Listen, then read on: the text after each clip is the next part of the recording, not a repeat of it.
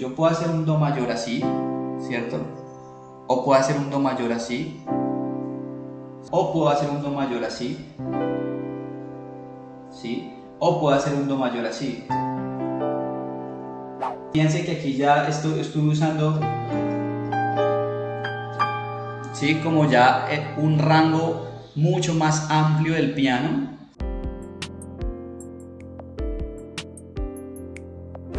Todo el trayecto de mi carrera musical he participado en diferentes proyectos, pero uno de estos ha sido como pianista acompañante. El piano acompañante, siempre el piano se mueve o el pianista se puede mover en diferentes escenarios. Uno de ellos es el piano solista, que es el que todo el mundo conoce, que es aquella persona que es encargado de tocar tanto la melodía como el acompañamiento, que en este caso estaría enfocado a los acordes, y pues todo el tema del registro grave, ¿no? Entonces abarca todo el espectro del piano.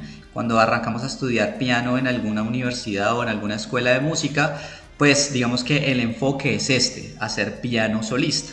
El segundo escenario, y es el del que vamos a hablar hoy, es el piano acompañante, que el pianista acompañante es el que se encarga de armar un colchón armónico, ¿sí?, para un instrumentista solista, ya sea en este caso un cantante, ¿sí?, mujer o hombre, o un instrumentista que maneja instrumento melódico o inclusive también armónico. Y bueno, hay un tercer escenario que es el pianista que toca en ensamble, hace parte de un colectivo de músicos que son de 3 o más integrantes, en donde ya la disposición y la forma de ejecutar el piano es un poco diferente. Entonces, ¿cuáles son esos elementos importantes que hay que tener en cuenta para ser un buen pianista acompañante? El primero, hay una frase de un gran pianista de jazz que se llama Keith Jarrett, y él dice que siempre el músico debe tener 3 oídos. Uno es el oído del instrumentista, o sea, de la persona que está tocando. 2 es el oído del oyente, de la persona que está escuchando, ¿sí? Y 3 es el oído de la persona que está creando. Es decir, que un intérprete de música, y esto no solamente aplica para el piano, sino para cualquier instrumento, debe estar funcionando en estos 3 papeles en simultáneo. Entonces debe ser el compositor o la parte creativa, debe ser el intérprete, que ya es el que se encarga de ejecutar el instrumento, y debe ser el que está escuchando.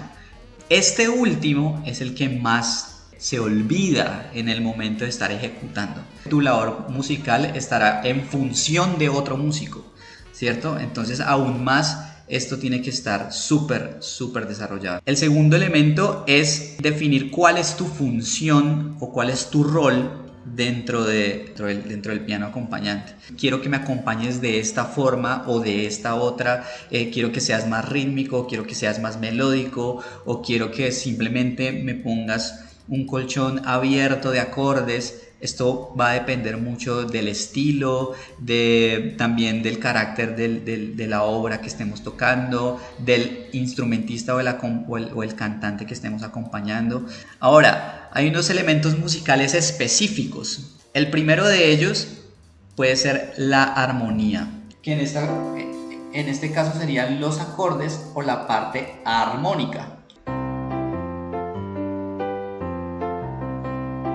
Entonces, aquí con este ejemplo, por ejemplo, ¿sí?, digamos, voy al segundo elemento, y es la parte del ritmo. O puedo ejecutar melodía en la izquierda y acordes en la derecha, ¿no? Que es este caso el que estoy haciendo acá, ¿no? Nada más que la melodía estoy haciendo acá como una simulación de lo que viene siendo una línea de bajo, ¿no?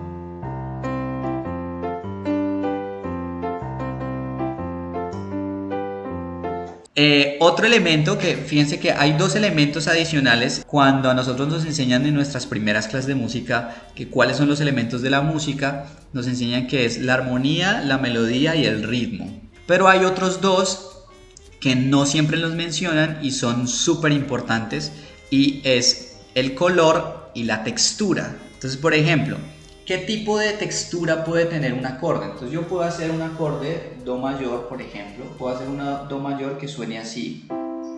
Pero también podría ser un acorde de do mayor así. es más abierto, entonces digamos que tiene un espectro sonoro más amplio. O yo podría hacer inclusive un do mayor así, ¿no? Así,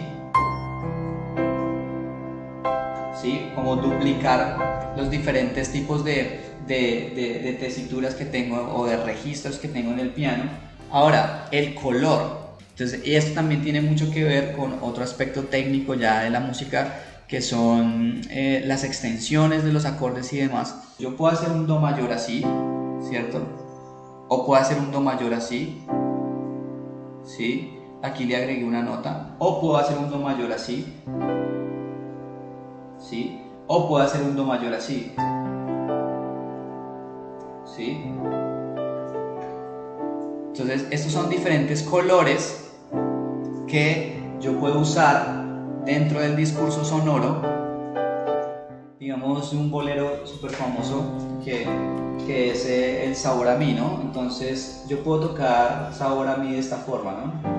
Tanto tiempo disfrutando de este amor, nuestras almas se acercan, tanto así, ¿sí? O puedo hacer una versión como tanto tiempo disfrutar de este amor, nuestras almas se acercan, tanto así.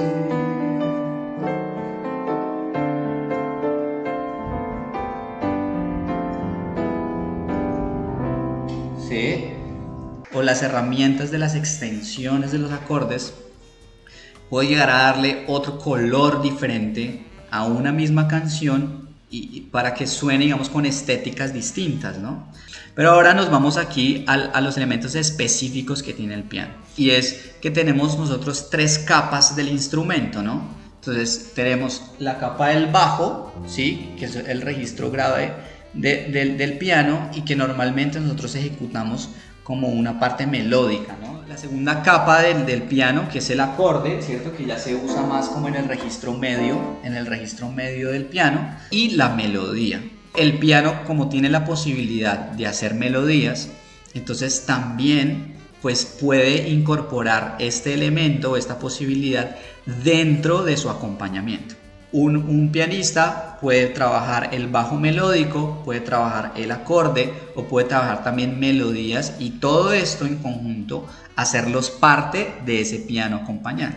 Entonces normalmente uno tiende a acompañar el piano tratando de imitar la guitarra, ¿no? Entonces como a churrumbear ahí los acordes como lo hace la guitarra, y resulta que el instrumento, el piano, tiene otros recursos, tiene otras posibilidades que hacen diferente este acompañamiento. Entonces, para que el piano acompañante sea realmente algo protagónico, es saber utilizar este bajo, el acorde y la melodía en conjunto.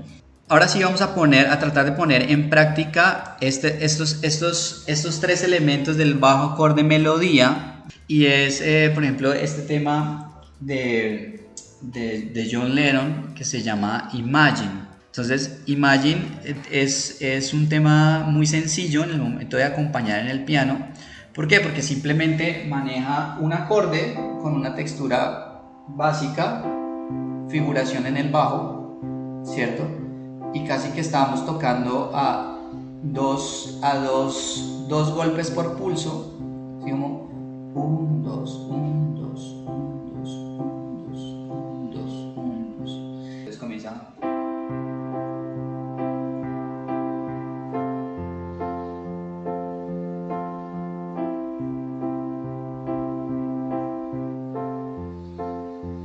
¿Sí? Ahora, el tema original tiene unos elementos que lo hacen pianístico. No es un despliegue, pues, como de notas y melodías, pero sí es un juego que le aporta esa tercera capa del piano acompañante. Entonces acá tenemos acorde, tenemos el bajo, y ahora le incorpora una melodía que es muy sencilla pero muy fina, ¿no? Y es esta.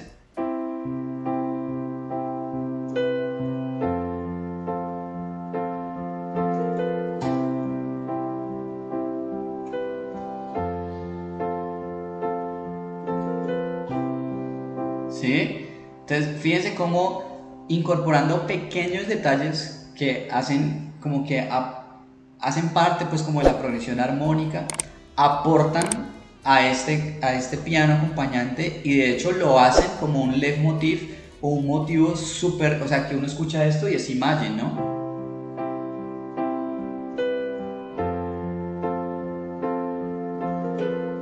Entonces ese elemento de la melodía como que apropia los acordes o sea, y les da identidad al acorde, ¿no? Ahora, el tema que tocábamos al principio, ¿no? Que es el sabor a mí. Entonces yo puedo tocar sabor a mí de tres formas. Entonces voy a tocar una forma muy sencilla, ¿no? Entonces puede ser tanto tiempo disfruta de este amor, nuestras almas se acercaron tanto así que yo guardo tu sabor, pero tú llevas también sabor a mí. ¿Sí? Entonces aquí solamente estoy tocando el bajo con el ritmo de bolero, ¿sí?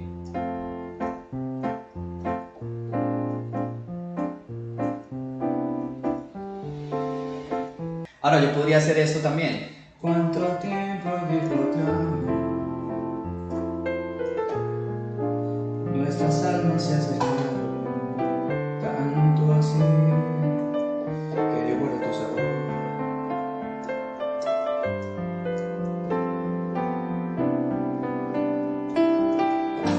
¿Sí? Le estoy incorporando como algunas melodías, ¿sí? ¿Sí?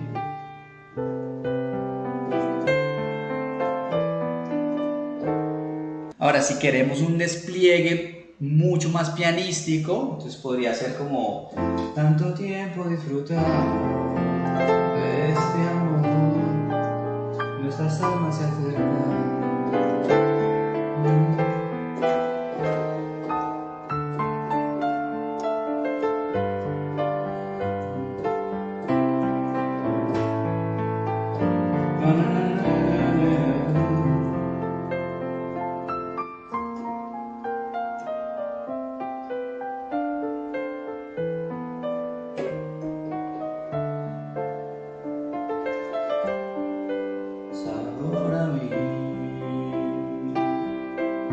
¿Sí?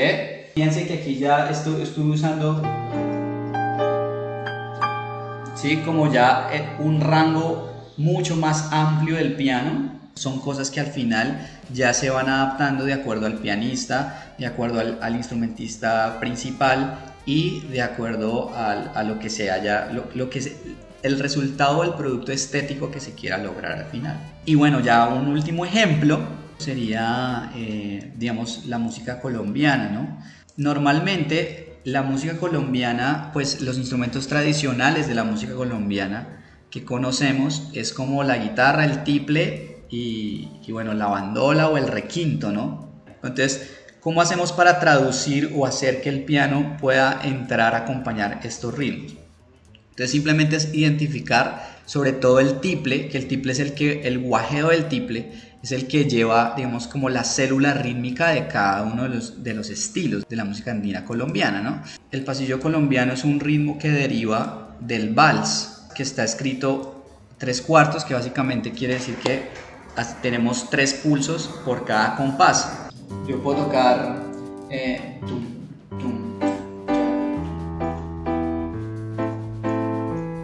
¿Sí? Fíjense que lo que está escrito en rojo es el bajo, ¿sí? Y las dos notas de arriba son lo que haría, digamos, el registro agudo, o en este caso el tiple o la guitarra, ¿no? Entonces aquí yo manejo, ¿sí? Lo que son el bajo y el ritmo de la guitarra.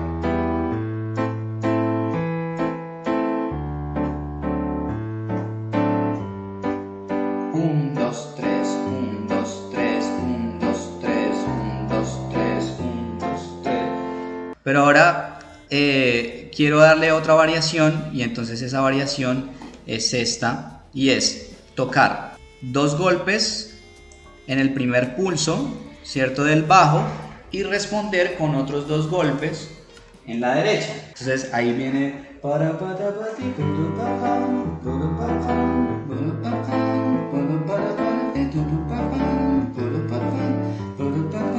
Y aquí hay una variación distinta a la del pasillo, que sobre todo se toca en el pasillo fiestero, ¿sí? Que es una especie como una combinación entre pasillo y medio guabina, ¿no?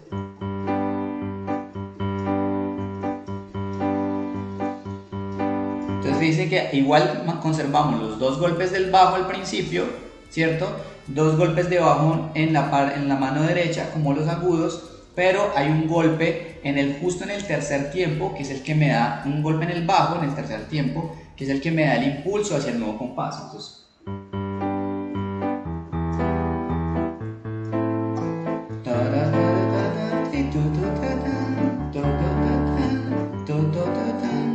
y aquí hay una segunda variación, y es lo que hacía en la primera parte de acá. Ahora lo voy a hacer solamente con el bajo, y la mano derecha va a mantener los agudos que el tiple siempre hace. Entonces eso es lo que va a mantener el bajo, ¿no? La mano derecha, perdón.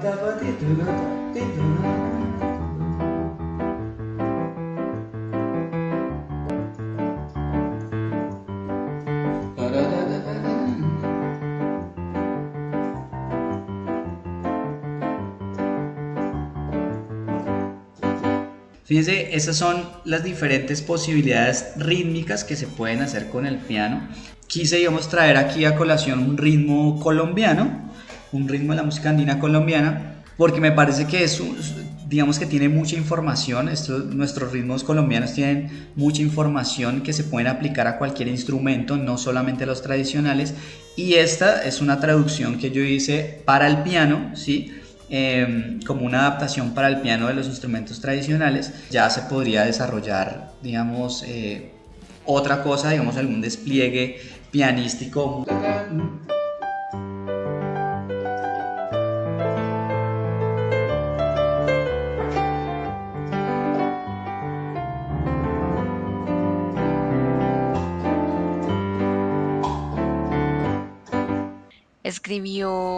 Mandó un comentario hace poquito y escribió: manejar las dos manos es tenaz. Sí, fíjate que no, pues en realidad no es que sea tenaz, ¿no? Cuando aprendes a tener un estudio, digamos, continuo, haces que esa disociación ya sea muy natural, ¿sí? Y sea muy orgánica, y esa es como la labor del pianista, ¿no? Hay una pregunta, maestro: ¿cómo lograr tanta fluidez a la hora de utilizar tantos recursos, teniendo en cuenta que en la academia este tema en su mayoría de veces no se aborda en las cátedras de piano? La fluidez como que tú la vas logrando a medida que vas controlando y vas, digamos que, apropiando diferentes elementos del piano paso a paso. Entonces, el primero de todos es poder tener una fluidez en el cambio de los acordes. La fluidez tiene que ver con el tempo, ¿sí? Con el tiempo. Entonces, si tú logras que ese elemento, por ejemplo, el de los acordes, lo puedas hacer en el transcurso de un tiempo constante, sin pausas, es decir, sin parar y volver a arrancar, sin pausas, eso se logra con un metrónomo y digamos que autoexigencia también. Ahí ya habrás logrado ese primer elemento. Cuando logres el primer elemento, entonces pones el bajo, ¿cierto? Entonces ya ahora es como, ¿cierto?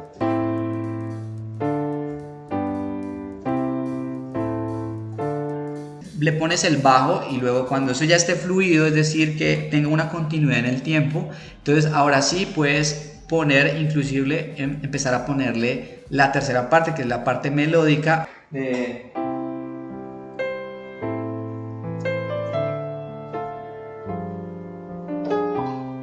¿Sí? Teniendo claro cada uno de los elementos paso por paso, ahí ya poco a poco vas teniendo una fluidez en todos los elementos. Entonces es una cuestión como de paciencia. ¿Qué ejercicios se recomiendan para la agilidad de las dos manos, en especial la de la izquierda? Fíjate que para no hacer aburrido el proceso, digamos, para la mano derecha, busquen obras de Mozart.